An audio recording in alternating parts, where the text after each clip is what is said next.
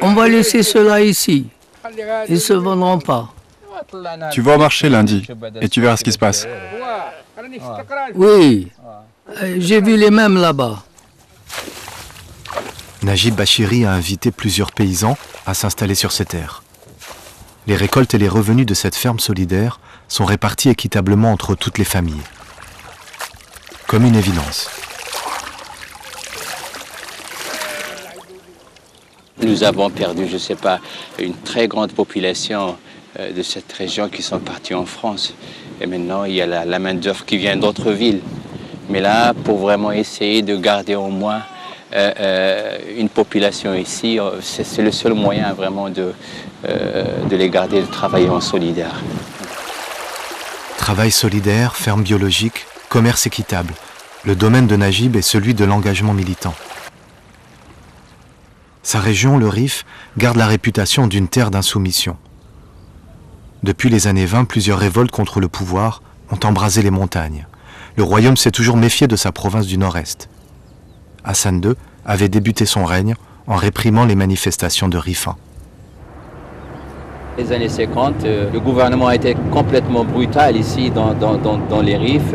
Il y avait une coupure entre le Rif et le reste du Maroc. C'était en fait sorte de punition collective, évidemment menée par le gouvernement marocain à l'époque. Pendant longtemps, le Rif a été oublié, écarté des plans d'investissement et des routes touristiques.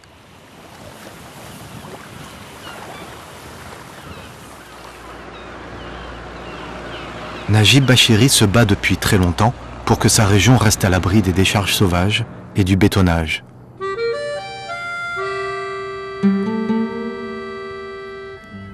Celui qu'un grand magazine a classé comme un des 100 Marocains qui font bouger le pays, lutte tous les jours avec l'association qu'il a créée. Une fidélité à ses racines familiales. Ma grand-mère toujours me disait attention, surtout parce que là, à la ferme, il y avait des lacs, il y avait de l'eau partout.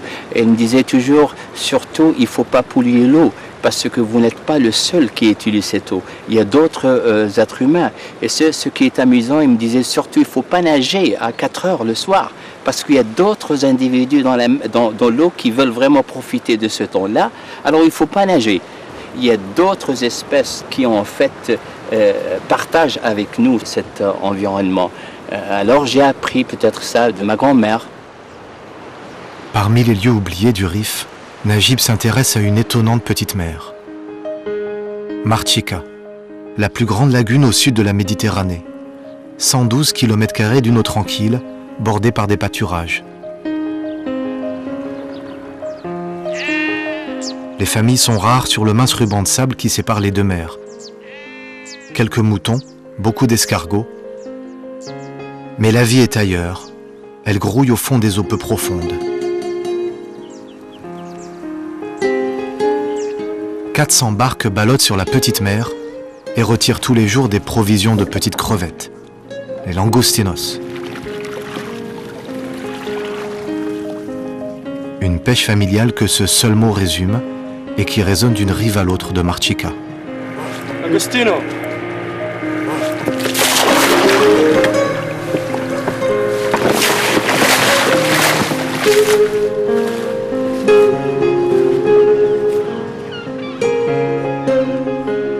Sur les eaux tranquilles, quelques éclaboussures parfois que le silence étouffe, aussitôt.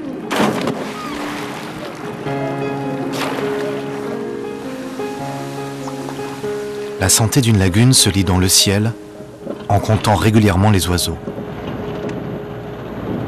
Barek, l'ornithologue, accompagne Najib sur les dunes 2 fois par an.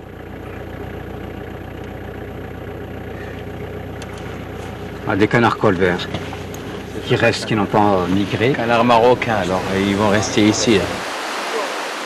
Marchika est un perchoir pour des milliers d'oiseaux qui vont et viennent au-dessus de la Méditerranée.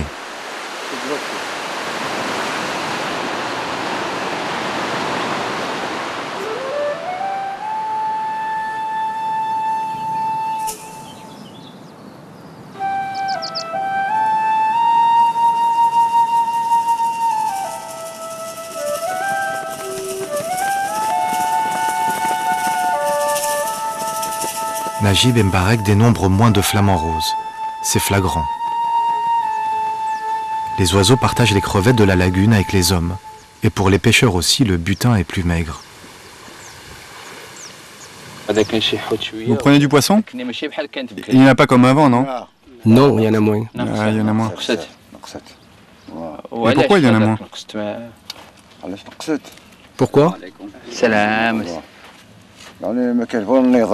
Il n'y a aucune organisation sur la mer. Pas de règles de pêche.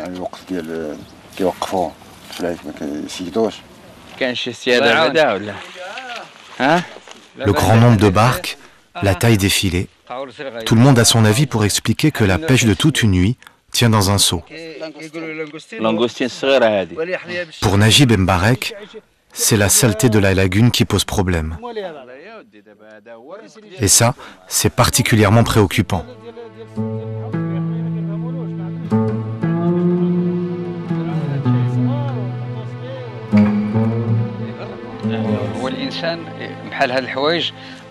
Tes biens et les biens des autres ici viennent de la mer. Il faut la sauvegarder.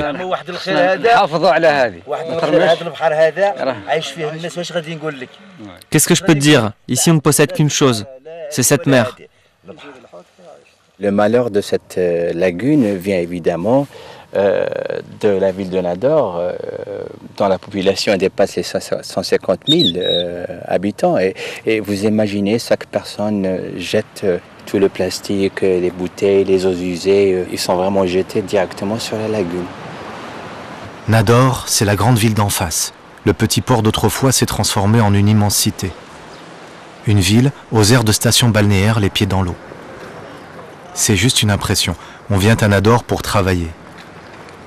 La plupart des habitants d'origine ont émigré en Europe.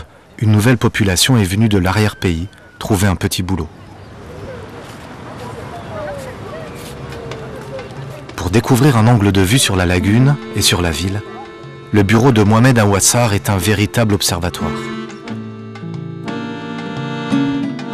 Ce jeune journaliste a lancé El Rifi, la gazette de Nador qu'il rédige entièrement seul. Une édition sur la toile et une sortie bimensuelle dans tous les kiosques relatent toutes les informations locales. Il y a toujours des problèmes en ce qui concerne Marchika.